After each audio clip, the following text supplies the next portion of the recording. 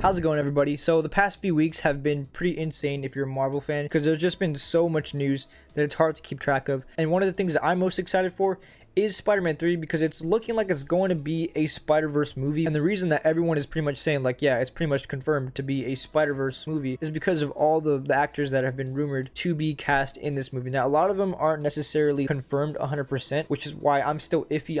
I want to be cautiously optimistic, because I mean, these are some pretty serious things to rumor. And I wanted to go down the list of the major players and major casting rumors that have gone on, from, you know, most likely to like pretty much almost confirmed, all the way down to the newest and not really having any proof at all. So the two villains that are rumored to come back that pretty much everyone knows about right now is Jamie Foxx returning as Electro and Alfred Molina returning as Dr. Octopus. Jamie Foxx is 100% confirmed. He literally made a tweet about it and about how he was happy to, you know, be in this universe. So that's awesome. Alfred Molina was spotted on set, supposedly. There hasn't been a 100% like confirmation. He hasn't said anything, Marvel hasn't said anything, so that's kind of like still iffy, but they did say that he was spotted on set and it was already rumored before that, so that kind of just confirmed it. The interesting thing and the pattern that you're going to see throughout this list is that a lot of these characters died in previous versions, and no one really knows exactly how they're going to bring these characters back. But I mean,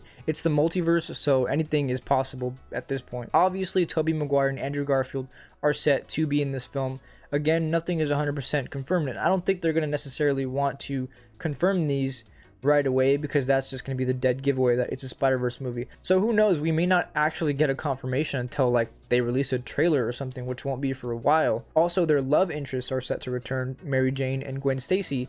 Again, Gwen Stacy's dead, so how are they going to bring her back? They were rumored to make a clone in The Amazing Spider-Man 3. That was the plan for that film, so if they're going to continue out that story, maybe there was a Gwen clone. I'm imagining an ending where this Andrew Garfield has lived long enough without Gwen Stacy, and he's able to get her back at the end of the film, almost like Captain America at the end of Endgame, like getting there, you know, happily ever after. So that would be really interesting. I don't think they're going to play that much of a role just because of how many characters there are. And I kid you not, they're also rumoring Widdem Dafoe to return as the Green Goblin, and then Thomas Hayden Church as Sandman. Sandman did survive at the end of Spider-Man 3, but if you remember, his character was kind of redeemed, so it wouldn't make sense for them to bring him back for the Sinister Six unless like they try to bribe him or like blackmail him or something like that. Jake Gyllenhaal, who obviously played Mysterio Quentin Beck in Far From Home, is set to return, and it's not that much of a stretch to say that he didn't die at the end of that movie. Dane DeHaan is apparently coming back as Harry Osborn Green Goblin from the Amazing Spider-Man franchise, and that makes a little bit more sense. He was alive at the end of that movie, and then he was in a much more revengeful state, like he wanted to get back at Spider-Man, and he did hint at creating a Sinister Six, so this still could be Sony's way of making a Sinister Six type movie. And the last big rumor is one that's been circling around since Spider-Man Homecoming was coming out, and it's that the Hobgoblin is going to be appearing in this movie, which makes a lot more sense, and I actually believe this more than some of these other ones, just because of the fact that Ned Leeds in the comics played the Hobgoblin at one point, and it never really made sense to me that they would just randomly name Peter's best friend after like a supervillain. That just never made sense, and I always felt like they just put that there just in case they needed a villain or something, or they just wanted an interesting twist.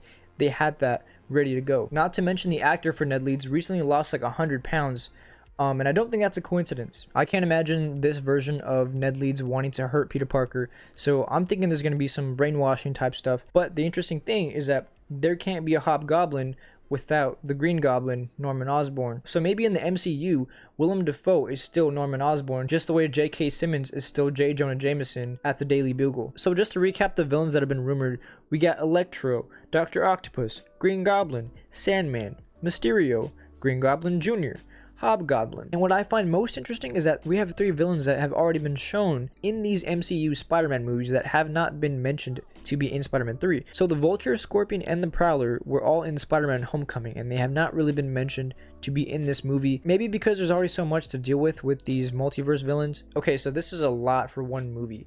So maybe some of these characters are going to be like, you know, just like cameos or winks to the previous movie. It's just a lot. And the last Spider-Man 3 movie, to have too many villains, did not do as well as it should have. I hope it doesn't get too convoluted and confusing, but I feel like what they're going to do is make a mix of characters that exist in the MCU that are the same actors as before, and also the same versions of those characters from the previous movies. Just like you have J.K. Simmons, who is J. Jonah Jameson in this universe already. So it's not really a stretch to say they look the same in these other versions. You know, so we could have Widdem Dafoe return as the Green Goblin, as Norman Osborn, but this is the MCU version who is still alive. The same way Jamie Foxx said that his version of Electro isn't going to be blue. So maybe this is the MCU's version of Electro who never fought Andrew Garfield's Spider-Man. That could be a really interesting thing to approach and see how Andrew Garfield reacts to seeing this version of Electro. This is a really risky project to do, especially for a big movie, because there's so much hype, there's so many expectations going on around it. This is kind of like a fan wish of a movie, you know what I mean? Like if you ask the Spider-Man fan like their dream Spider-Man movie, a lot of the times they'd say, oh, a SpiderVerse movie with all 3 Spider-Men. That's what I would say. And now it's actually kind of happening, and it's kind of like, please don't screw this up. But I'm pretty sure Marvel's gonna knock it out of the park. I mean, they made Endgame work, so they know how to manage a large group of characters. I really love talking about all this stuff, so please let me know your thoughts in the comments below. And yeah, that's enough out of me. I'll see you next time.